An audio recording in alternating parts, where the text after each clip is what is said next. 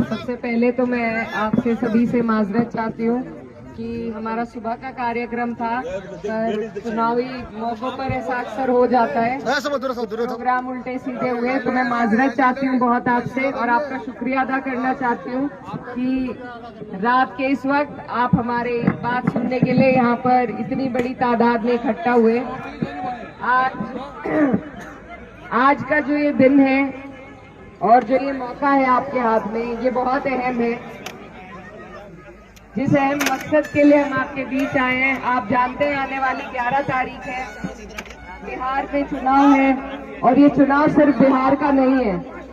इस चुनाव पर पूरे देश की सभी लोगों की नजरें टिकी है, क्योंकि ये चुनाव सिर्फ बिहार की सरकार नहीं बदलेगा, ये इस देश में नई दिशा और दशा देने का काम करेगा। आप अगर यहाँ सरकार बदलोगे तो इनकी जड़ें ऊपर तक हिलेंगी।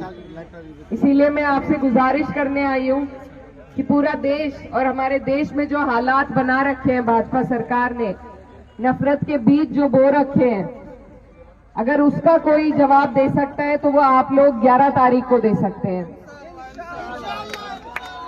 मैं आपके बीच में उत्तर प्रदेश से आई हूँ और सबसे बड़ी बात मैं बस यही आपको बताने आई हूँ कि जो हाल वहां पर है, हम बहुत परेशान हैं। कोई जुबान खोलता है उसमें झूठे मुकदमे लगाए जाते हैं, उनके मकानों को बुलडोजर से तोड़ा जाता है, रोजगार छीने जा रहे हैं। एक तरीके से तानाशाही चल रही है भाजपा की। अभी आप लोगों ने भाजपा का पूरा राज नहीं देखा और मैं नहीं चाहती कि आप लोग देखें, क्योंकि ये लोग, इनके दिल में रहम नहीं है, किसी के लिए भी नहीं है। ये बड़े बड़े पूंजीपतियों को तो 1 रुपए में बहुत सी जमीन दे देते हैं, लेकिन जब गरीब की हिमायत की बात आती है, किसान की हिमायत की बात आती है, तब इनकी नीयत बिल्कुल साफ दिखाई देती है कि ये हमारे लिए हमदर्दी नहीं रखते हैं। तो इसीलिए आप सबसे मेरी गुजारिश है कि आपका ये जो प्यार है, ये भाईचारा, इसको आप बरकरार रखें। और इस बार अगर हमने फिर से भाजपा को जीतने दिया तो अब की बार ये नीतीश जी को मुख्यमंत्री नहीं रहने देंगे, अब की बार ये अपना मुख्यमंत्री बनाएंगे और जैसे हाल इन्होंने पूरे देश में कर रखे हैं वही आपके ऊपर भी करने चाहते हैं। तो इनके इन मंसूबों को आपको और हमें मिलजुल के फेल करना है। कोई भी चुनाव सिर्फ एक जाति या समाज से नहीं जीता जा सकता, हमें सर्व समाज की बात करनी है, सर्व धर्म की, सर्व जाति की बात करनी है, क्योंकि हमारा संविधान हम सबको, इस देश को अधिकार देता है सर उठा के जीने का। और ये जो गंगा जमुनी तहजीब है हमारे देश की, इसको बरकरार हमें रखना है, क्योंकि याद रखिएगा कि जब वक्फ का बिल आया था तो सिर्फ 24 MP मुसलमान थे, बाकी जो 208 जिन्होंने आपके हक में वोट किया वो हमारे हिंदू भाई थे। तो ये जो हमारा प्यार है आपस का, इसको हमें बना के रखना है और इसीलिए ये गठबंधन आपके लिए बनाया गया है। ये सेक्युलर पार्टियों,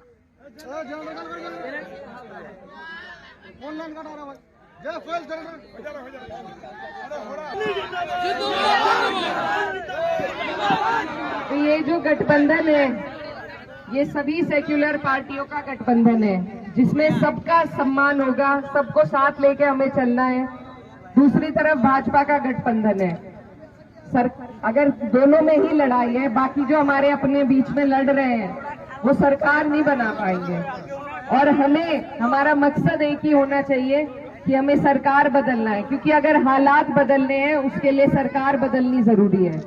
बिना सरकार के अगर आप एक आधा प्रत्याशी अलग अलग लोगों का जिताएंगे उससे कोई फायदा नहीं होगा।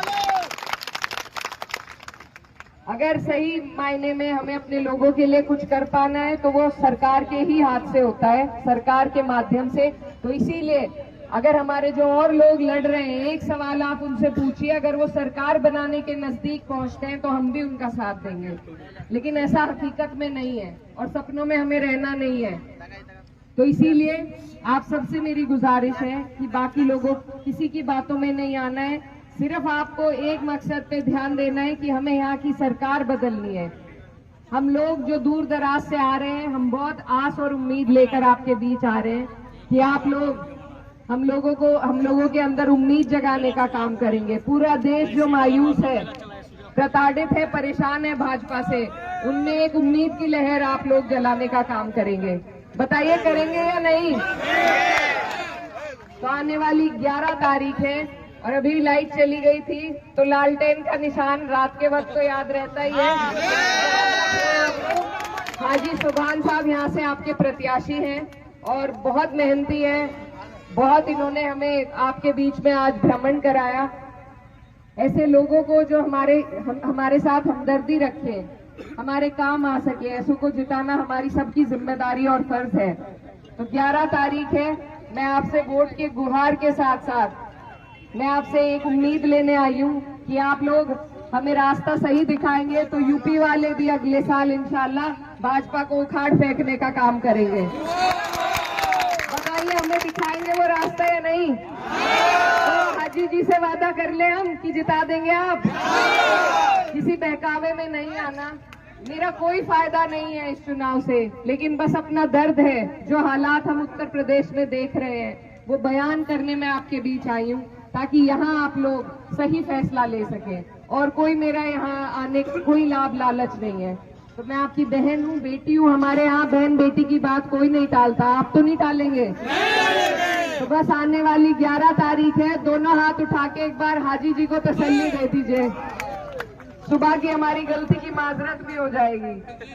तो 11 तारीख लालटेन का निशान है। इंशाल्लाह मैं आपके बीच में एक बात कहकर बस आपसे विदा लूंगी। हमारे कैराना के एक बहुत बड़े शायर थे, आप गहराई से उनकी बात को सुनिएगा। उन्होंने कहा था, ये जब्र भी देखा है तारीख की नजरों ने, ये जब्र भी देखा है तारीख की नजरों ने, लम्हों ने खता की थी, सदियों ने सजा पाई। तो खता नहीं करनी हमें महागठबंधन की सरकार बनानी है और भाजपा की जड़ें ऊपर तक हिलानी है, इंशाल्लाह। बोलिए चलिए, बहुत बहुत शुक्रिया, दुआओं की दरखास्त है। अल्लाह हाफ़िज़। और यहाँ भी वही हालात पैदा करेंगे। तो मैं आपकी बहन, आपकी बेटी बहुत दूर